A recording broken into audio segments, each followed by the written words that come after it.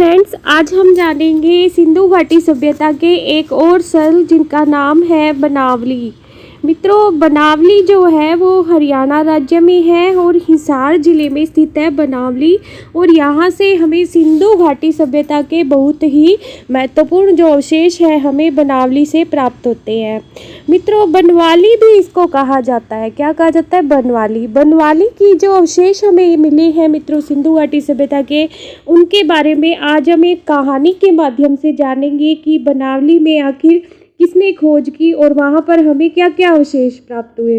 तो मित्रों, कहानी सुनाने से पहले मेरी आपसे रिक्वेस्ट रहेगी कि चैनल को लाइक, सब्सक्राइब और शेयर जरूर करें। तो मित्रों, जानते हैं बनवाली या बनावली की कहानी के बारे में। बनावली में मित्रों एक गुरुदेव थे जिनका नाम था, वैसे हमारे भारत में मित्रों गुरुदेव की उपाधि दी गई है गुरुदेव रविंद्रनाथ टैगोर को। तो मित्रों ये R.C. बिष्ट यानी कि रविंद्र सिंह बिष्ट द्वारा जो है मित्रों इसकी खोज की गई 1973 में बनावली की। तो मित्रों ये जो गुरुदेव थे जिनको R.S. बिष्ट कहा जाता है, R.S. बिष्ट, ये जाते हैं बनावली में। लेकिन मित्रों बनावली में क्या होता है कि वहाँ पर कुछ भी कोई भी ऐसी चीज़ नहीं होती, तेल नहीं होता, कोई तिल नहीं होता जिससे ये शनि देव की पूजा कर सके। और ये गुरुदेव जो होते हैं रविंद्र सिंह, ये क्या होते हैं? शनि देव के भक्त होते हैं। तो मित्रों शनि देव को बनाने के लिए ये बनावली में रहते हुए तिल और सरसों की खेती करते हैं। तिल और सरसों की खेती करते हैं। मित्रों तिल और सरसों की खेती तो कर लेते हैं, लेकिन अब इनके साथ क्या होती है? गुरु माता भी होती है, इन गुरुदेव की पत्नी भी होती है। तो ये गुरुदेव की पत्नी कहती है कि अब हमारे पास तिल और सरसों तो है, लेकिन अब खाने के लिए कुछ नहीं है।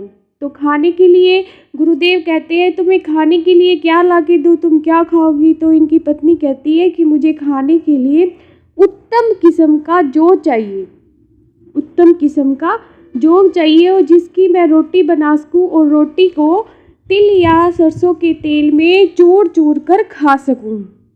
तो मित्रों गुरुदेव जो है इनकी बात से, अपनी पत्नी की बात से सहमत हो जाते हैं और अपनी पत्नी को खुश करने के लिए जौ की खेती करने के लिए निकल पड़ते हैं। और फिर मित्रों खेती करते हैं उत्तम किस्म की जौ की और अपनी पत्नी के लिए लेके आते हैं जौ। और इनकी पत्नी जो है जौ से रोटी बनाकर उसे तिल के तेल में चूर कर इनको खिलाती है। इस तरह मित्रों खेती के द्वारा इनके दो जो उद्देश्य पूर्ण होते हैं, शनि भगवान की पूजा और इनका जो भरण पोषण है वो भी खेती के द्वारा होते हैं, जिसमें जौ की खेती भी सम्मिलित थी।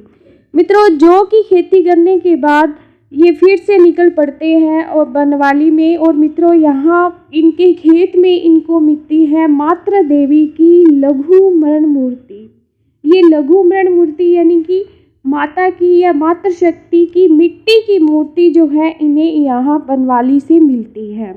मित्रों इसके साथ साथ इनका एक पुत्र भी होता है, उसके लिए ये बनाते हैं हल की आकृति, हल की आकृति, क्योंकि इन्हें क्या मित्रों एकमात्र कार्य खेती ही आता है और खेती में जो हल का प्रयोग होता है उसकी आकृति ये भली भांति बनाना सीख लेते हैं। और हल की आकृति खिलौने के रूप में ये अपने बच्चे के लिए बनाते हैं, बच्चे को खुश करने के लिए।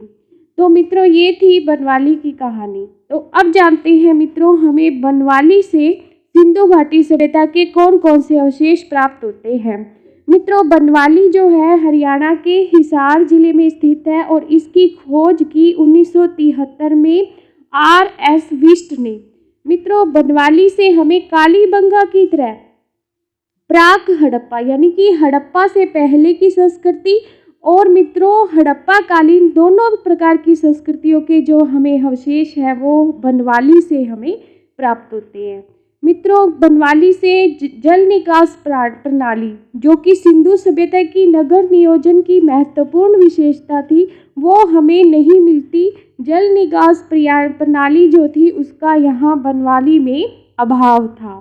मित्रों खिलौने के रूप में हल की आकृति जो मैंने कहानी में समावेश किया और जौ के अवशेष उत्तम किस्म की जौ के अवशेष हमें सिंधु घाटी सभ्यता के सिर्फ एक ही स्थल से प्राप्त होते हैं और वो है बनवाली।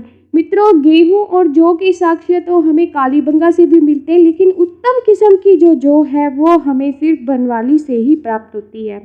तिल और सरसों की ढेर, जैसे कि गुरुदेव ने तिल की खेती की, सरसों की खेती की, तो यहाँ से हमें तिल व सरसों के ढेर भी हमें प्राप्त होते हैं। इसके साथ साथ मित्रों, तांबे के बानाग्र, तांबे के बने, यानी कि यहाँ पर जो लोग रहते थे सिंधु घाटी सभ्यता को, वह तांबे का प्रयोग करते थे। जैसे कि मित्रों, तांबे के बानाग्र, यानी कि बानाग्र मित्रों, बाण, तीर और बाण के बारे में आपने सुना होगा। तो ये जो बाण यहाँ पर मिले हैं वो तांबे के बने हुए थे, यानी कि ये तांबे की धातु से अच्छी तरह परिचित थे बनवाली के लोग। मित्रों, सेलखेड़ी व पकाई मिट्टी की जो मोहरें हैं हमें यहाँ से प्राप्त होती है। और जैसा कि विदित है मित्रों, सिंधु घाटी की सभ्यता की जो मोहरें हैं उन पर अधिकतर मोहरों पर सिंधु लिपि जो है अंकित है। मित्रों, सिंधु लिपि के बारे में आपको बताऊं तो मित्रों, सिंधु लिपि को चित्राक्षर लिपि भी कहा जाता है। क्या कहा जाता है? चित्राक्षर लिपि भी कहा जाता है। इसके साथ बुस्ट्रोफैदम भी कहा जाता है। मित्रों, सिंधु लिपि जो है वो बाएं से दाएं और दाएं से बाएं लिखी जाती है। बाएं से दाएं और दाएं से बाएं जो है वो सिंधु लिपि लिखी जाती है। और अभी तक मित्रों ये जो लिपि है वो पढ़ी नहीं गई है, यानी कि सिंधु घाटी सभ्यता के जो पुरातात्विक स्थल है उनसे जो खुदाई हुई और पुरातात्विक अवशेष जो हमें प्राप्त होते हैं उनसे ही हमें सिंधु घाटी सभ्यता की जानकारी प्राप्त होती है। यहाँ से हमें कोई भी लिखित साक्ष्य या जो मिला है मित्रों उसको अभी तक पढ़ा नहीं जा सका है और उसकी हमें जानकारी प्राप्त नहीं होती है।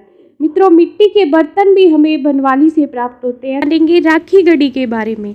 मित्रों, राखी गढ़ी जो है वो हमारे जो सिंधु घाटी सभ्यता के स्थल है, भारत में जितने सिंधु घाटी सभ्यता के स्थल मिले हैं उनमें जो राखी गढ़ी जो है मित्रों वो दूसरा बड़ा स्थल है। और राखी गढ़ी के बारे में मित्रों आपको विस्तार से बताने से पहले मेरी आपसे रिक्वेस्ट रहेगी कि चैनल को लाइक, सब्सक्राइब और शेयर जरूर करें। तो दूसरा बड़ा स्थल है मित्रों राखी गढ़ी, और राखी गढ़ी जो है हरियाणा के जींद जिले में है। हरियाणा के जींद जिले में है। राखी गढ़ी में मित्रों याद करने के लिए हमें केवल इसके दो शब्दों को याद करना है। शुरू के दो शब्द जो है राखी, राखी से हमारी राखी गढ़ी जो है हमारे लिए बहुत आसान हो जाएगी, क्योंकि मित्रों राखी गढ़ी जो है, राखी जो शब्द है वो हमारी सभ्यता और संस्कृति से बहुत गहरा जुड़ाव रखता है। राखी का जो त्यौहार है पूरे भारत में बहुत ही उल्लास के साथ मनाया जाता है और राखी जो है वो मध्यकालीन भारत के इतिहास से भी गहरा संबंध रखती है। मध्यकालीन इतिहास में हम देखें तो मित्रों राजपूताने की एक राजपूत रानी जिसका नाम था कर्मावती, इस कर्मावती ने अपनी आन बान की सुरक्षा के लिए मुगल सम्राट हुमायूं को राखी भेजी।